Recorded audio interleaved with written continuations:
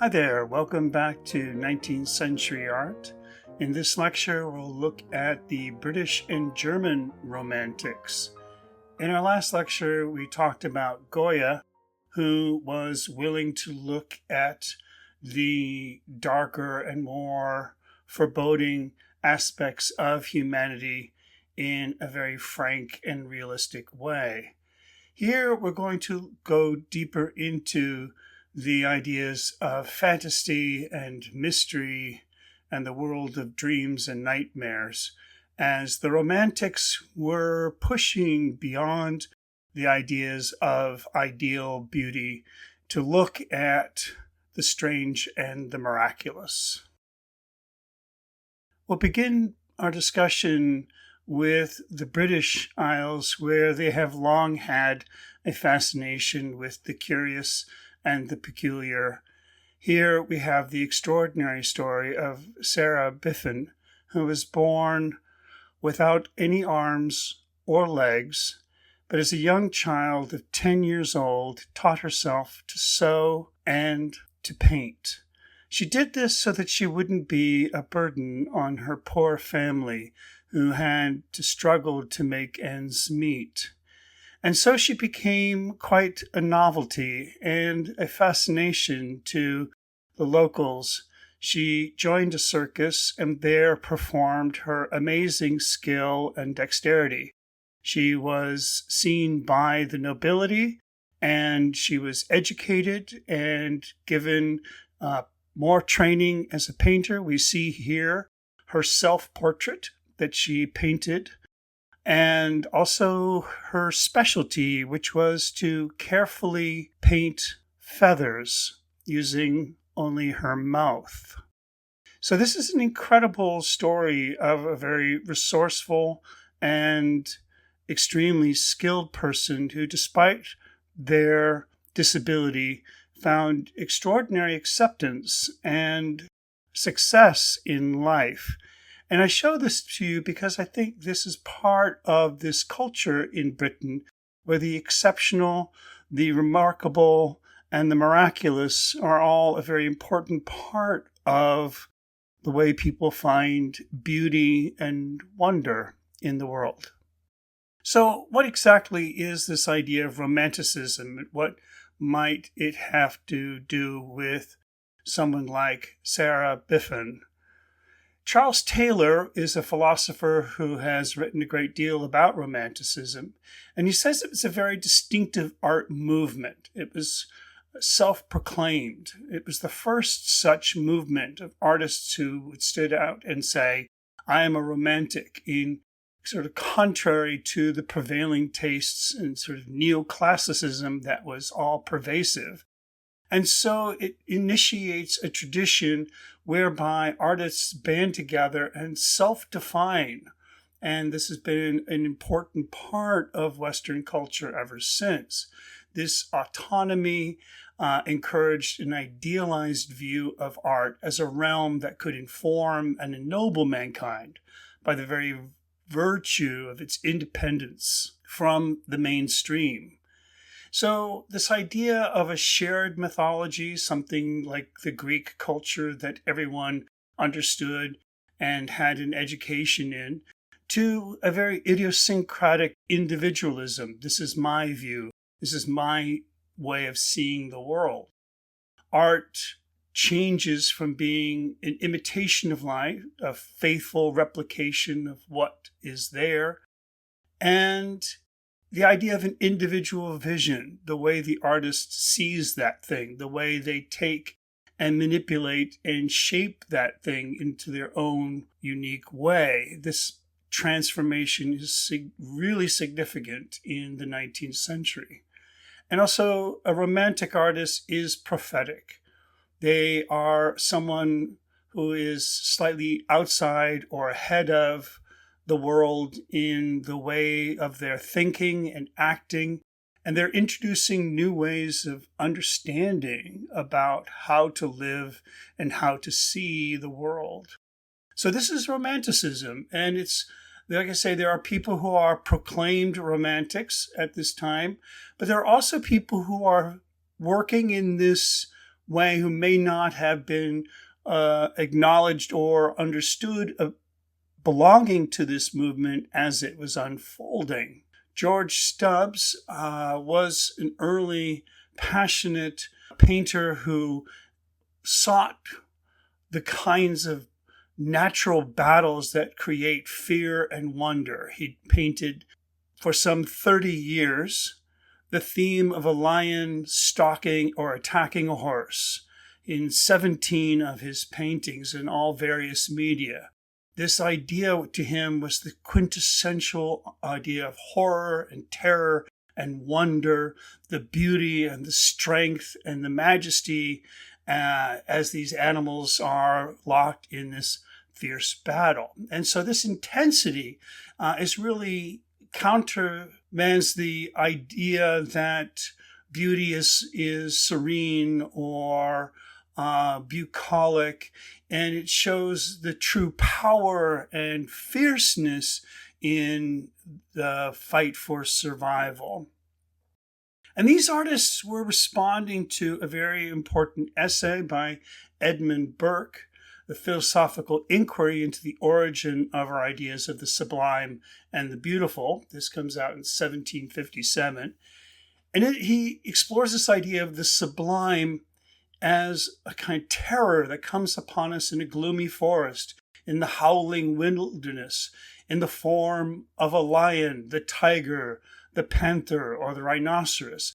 The sublime idea of beauty is something that is clearly a power greater than us, that overwhelms our senses, makes us realize that we are mortal and fragile, and comes to confront us with a sense of doom and terror. Now, this idea of the sublime is a classical idea that Edmund Burke picked up on, and it has been in classical thought for a long time. But in times, he brings this to the fore as a way to extend the idea of beauty as not just something that is ideal and removed from reality, but is, in a sense, this excess of the true nature of the natural world. Now, in Britain, a German emigre, Johann Heinrich Füssli, who became known as Henry Füssli, was originally a translator of Winckelmann, who was our neoclassical scholar in Rome, and he translates Winckelmann's text to English. And only when he's in 27 years of age does he begin to paint and draw. Here is his self-portrait. And Füssli approaches painting in this very romantic way. His most famous painting, you can see if you're ever in Detroit, Michigan, at the art museum there, is this painting of the nightmare, this symbolic representation of someone, this woman languishing over a bed, and these demons and this horse peering into the guy. It's a very dramatic image, this troll-like figure sitting on her chest, and that tension that this scene creates that is not based in reality. It's based in this sort of fantasy idea of reality. It's this sort of image of suspense and drama that is created. And this is a powerful image in its way in which the forms of light and dark are played off each other. And so he's using this idea of the nightmare in this dark horse is sort of a pun idea of the horse, the mare, as this vision of horror. And it's part of his fascination with the mysterious and the strange. He was also very famous for doing paintings based on Shakespeare's plays. Now, Shakespeare, as you know, is a British playwright who is enormously famous the world over. And what's really extraordinary about Shakespeare, who became a very important figure to the Romantics, is that Shakespeare's plays work. in a way that is completely nonsensical to anyone who is a classicist. If you read the classic ideas of what a good play is set down by Aristotle in ancient times, this is what made a good play.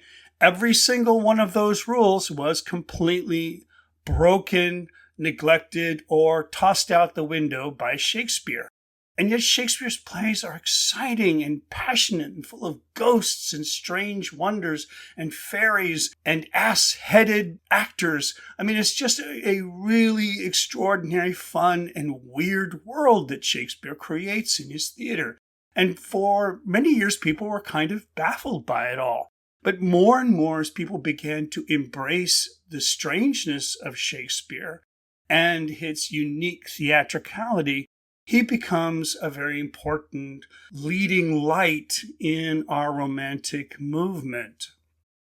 I want to talk about now one of my favorite artists, William Blake, who was a good friend with John Flaxman, who we know as the artist-sculptor who was inspiring the neoclassical work of the past and was working with Josiah Wedgwood in his Jasperware designs to create those neoclassical works. And so William Blake is deeply interested in neoclassical forms, and they come into his work. But he is a very unique visionary. As the Encyclopedia Britannica would say, he was one of the most strikingly original and independent bodies of work in the Western tradition. He really comes out of almost nowhere, fierceness of vision. Now, in this portrait by Thomas Phillips, we see him holding a pen. And for much of William Blake's life and thereafter, he was mostly known as a poet. His most famous poem has become the unofficial national anthem of Britain. This is Jerusalem by William Blake in 1810, part of a longer poem. And I will not indulge myself in singing this for you, but I'm sure if you're familiar with Monty Python, you've probably heard this before. And did those feet in ancient time walk upon England's mountains green? And was the holy Lamb of God on England's pleasant pastures seen? And so this is a very rousing, very patriotic sounding rhyme. But in fact, what he's saying is very peculiar. He's talking about this idea of prophecy, that the Bible did not happen in England. And yet there is this, the countenance divine shine forth upon our clouded hills. And was Jerusalem builded here among these dark satanic mills? He's sort of saying, where is that vision? Where does that come from? The last line there, among these dark satanic mills, many people think he is referring to the Industrial Revolution, the dark towers spewing smoke and pollution across all the major cities of England. But in fact, William Blake was a rebel, and he really detested any kind of education that indoctrinated people into one way of thinking. So when he's referring to these dark satanic mills, he's actually sort of referring to the universities of Europe. And in those, he felt people were being inculcated into a very strict mindset, and that he was constantly encouraging people to see things in their own way and in their own unique prophetic vision. Now, early on, William Blake earned his career as an engraver, and he received an education as an engraver, and it was his main trade throughout life. So even though, as I said, he was famous as a poet for much of his life, he became really an artist. And this is part of his work, was in an early book on abolitionism about a 5-year expedition the revolted Negroes of Suriname and Guinea. This was Captain Sedman's account of the cruelties of the slave trade, and William Blake illustrated from those horrific tales. And so William Blake was a staunch advocate for the abolition of slavery in Europe, but he believed even more so that any kind of law structure, he was very much anarchist in this way, that prisons are built with the stones of law, that any kind of thing that restricts us and limits our freedom takes away an important part of our humanity. Now, what William Blake is most famous for now is something that received very little attention during his life, were his illuminated printed manuscripts. Okay, so here are 5 of the known 12 surviving copies of his illuminated printed book, The Marriage of Heaven and Hell. And so what Blake called his illuminated printing is really a very unique kind of printing. It's not your typical etching. He's actually using etching as if it were a relief print, like a woodblock print. And so he would write in reverse on these and illustrate these books, and then he would print them in a basic color, a red, a black, or a brown. And then he would hand paint, illuminate each work individually so that every single one of his books had its own unique character and personality. So this is an incredibly laborious way to create a book. But he didn't make a lot of these. Each one was a dedicated work of art, but this was the artistic vision he had. It's said that in 1787, his brother, who helped him in the printing press, fell ill and died. He had been an assistant in a print shop, and he nursed his brother until his death.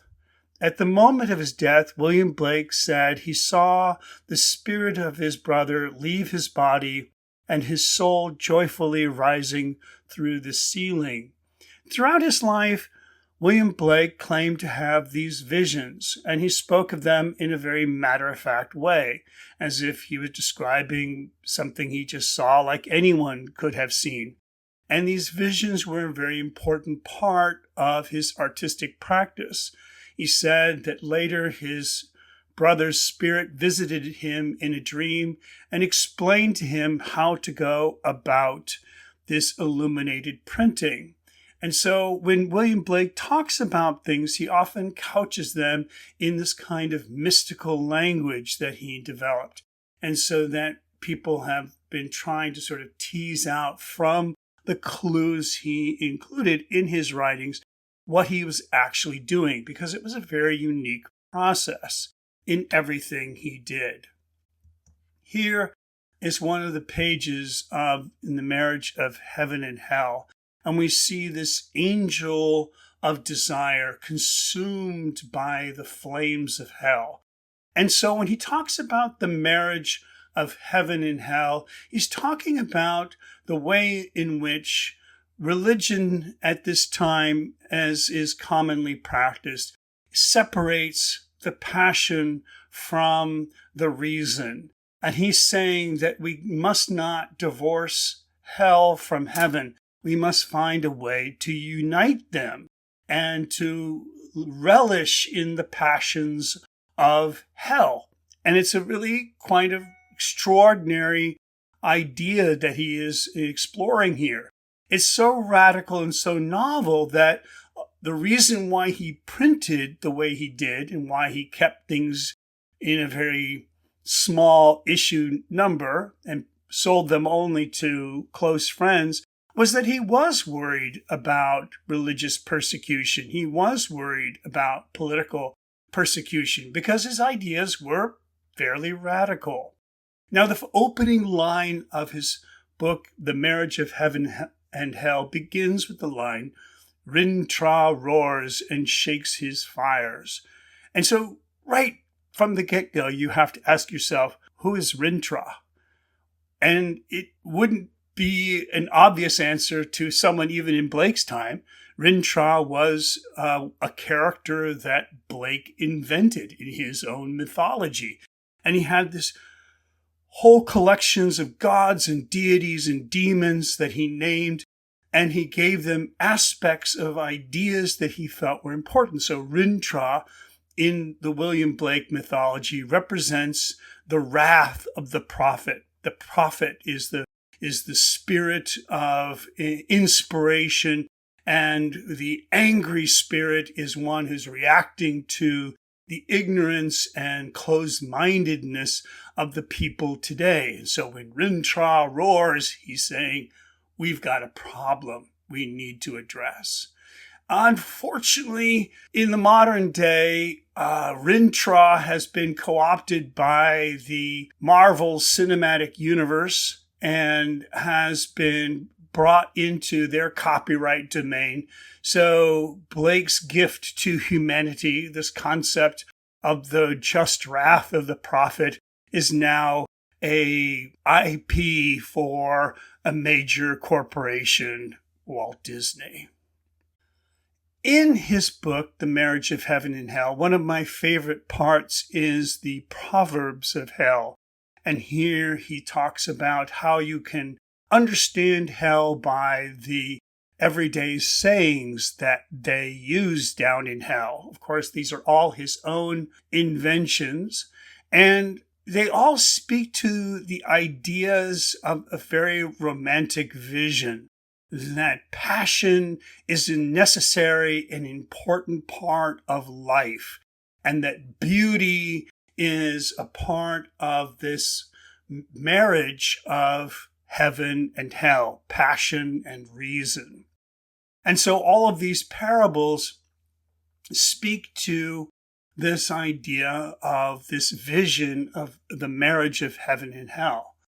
And he writes things such as, if the fool persists in his folly, he will become wise, right? This idea that somehow we go farther than ever possible, we will arrive at some kind of wisdom.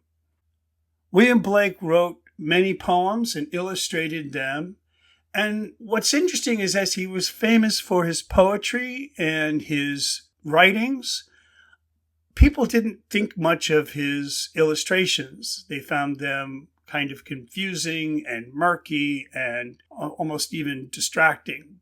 He was not a great or famous artist. He did some extraordinary work, but during his lifetime, he was almost completely ignored as an artist. It wasn't until the 1960s when people began to actually look at his paintings and his visions and start to see him primarily as a visual artist. It's now only in the last couple decades have people begun to see that William Blake actually represents this fascinating fusion of an artist who works between both words and pictures. Take, for example, here, this very curious picture of the tiger. Now, if we read the poem says, tiger, tiger, burning bright in the forests of the night, what immortal hand or eye could frame thy fearful symmetry? And so, yeah, fearful symmetry. We can imagine, staring into the face of a powerful tiger. But then when we actually look at the illustration to this poem, we have this rather tame-looking tiger here, asymmetrically poised on the page. And we have to think that this was intentional, that instead of playing to the intent of the language, he resists that urge and creates contradictions in his writing. He makes us question what we are reading. He makes us think again about what we are seeing. And it's that disparity between the words and the pictures, which is where this complexity of William Blake comes into play. Here are some more of William Blake's extraordinary visions. He did a whole series of paintings of the great red dragon, which represented Satan. And Satan is attacking this woman clothed with the sun who gives birth to a child who will spread the Christian faith. So Blake was a Christian in all intents and orders, but he had a very strong idea about prophecy, and that prophecy was not something that was just a part of the past, but that we lived today and all had the access to a prophetic vision, or the potential for a prophetic vision. As people have begun to piece through his illustrations of his mythology, we're beginning to paint a more complex idea about the morality and the ideas of sin and trouble, and the way in which the world is moved by these powerful mythological forces. Here's a really extraordinary illustration that Blake etched, where he takes the recent discovery of a Laocoon and his sons from the Vatican, and he uses this as an opportunity to explore his own interpretation. Now, Blake was certainly aware of the classical story of Laocoon and his sons, the people who called and warned about the attack on Troy, only to be beset upon by snakes. And so in his vision, this sculpture represents a battle between Jehovah and his two sons, Satan and Adam, as they were copied from the cherubim of Solomon's temple by the three Riordans and applied to natural fact for the history of Ilium. And so he's going deep into his own mythology here, using this statue to elucidate a completely different take on what this statue means. He's using it as a kind of creative jumping off board for his own mythology, linking it to other symbols and other ideas, such as here, if we look, we can see he's referring to, in Greek, Ophiuchus, which means the serpent holder or serpent bearer, which is a constellation in the sky, which is another part of Greek mythology. And so he's using this idea of Ophiuchus to reinterpret the main gesture of this statue. So this idea of prophecy for Blake was that we all have a way to look at the world through a creative vision. And I think that one of the best ways to think about his notion of prophecy was one day when Blake was asked about the divinity of Jesus. He replied very simply, "He is the only God, and so am I, and so are you," which completely baffled his listeners. He was known for making some rather extraordinary proclamations, and for the time he claimed that the world was flat. And he was not considered a lunatic or crazy, or he seemed always to be very kind and very gentle-spoken person who was very thoughtful. But sometimes he would say things that were really pretty shocking to most people, as they didn't quite understand what he was talking about. As I said, he claimed to have these visions, and he, late in life, had not gained a lot of fame, but he had a small circle of friends and supporters, and he would share with them the portraits of visions he had. Spirits would come to visit him.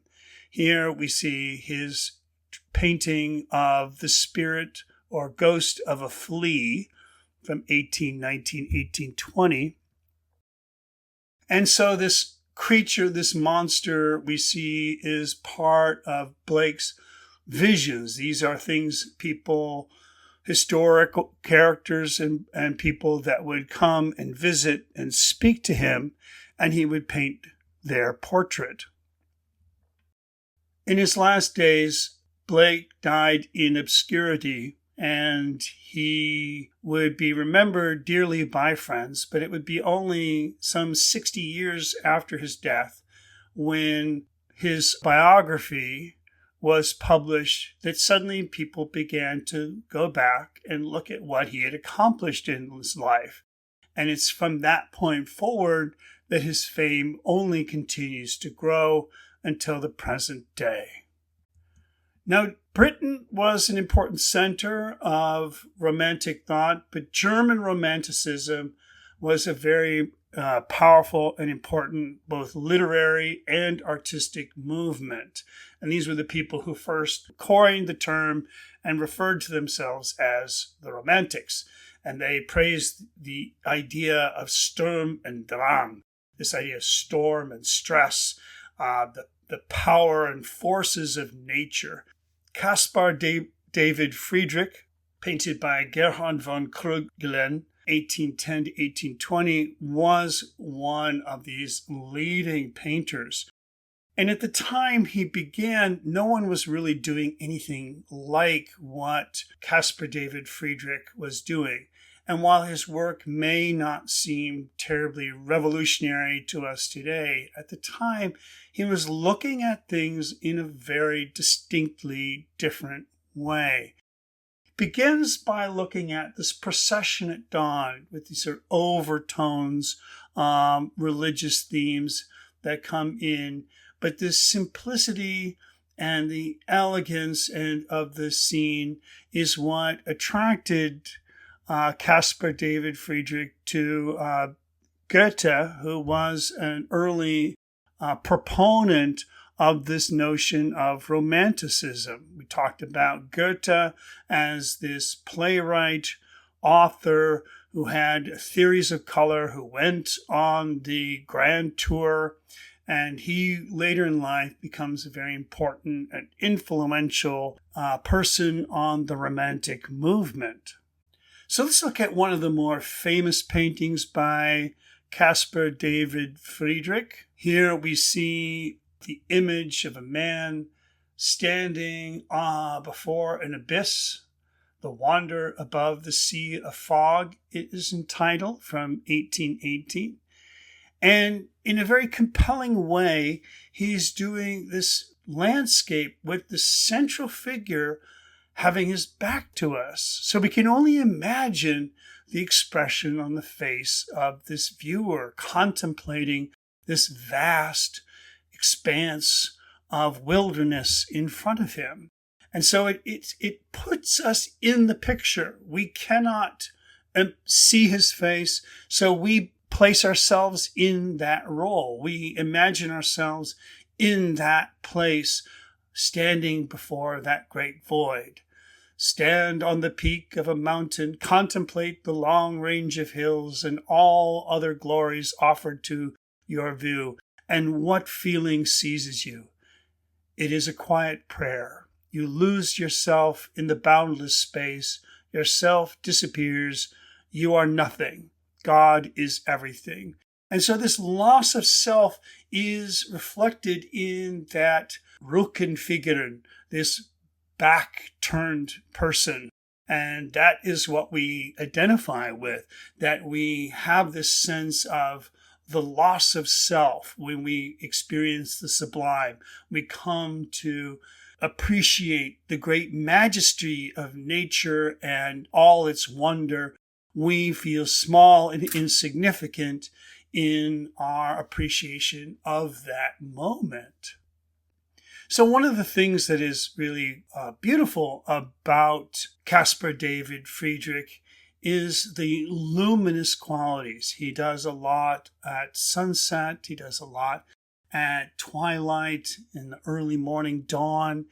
And we see men in quiet contemplation. Again, this Rückenfiguren, and this became a common theme in a lot of his paintings. He wanted to place figures into the landscape to provide scale, but he also wanted us to identify with those figures in a very important way, in their communion with nature. Now, what's interesting about this picture is the clothing these men are wearing is actually a little bit of a retro costume.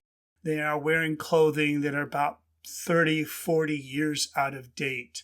In a sense, they're sort of commenting on a return to the past, a return to an older and simpler time when the world was more raw and more natural. So the moon becomes an important symbol among the German romantics, who regarded it as a motif and as an object of pious contemplation.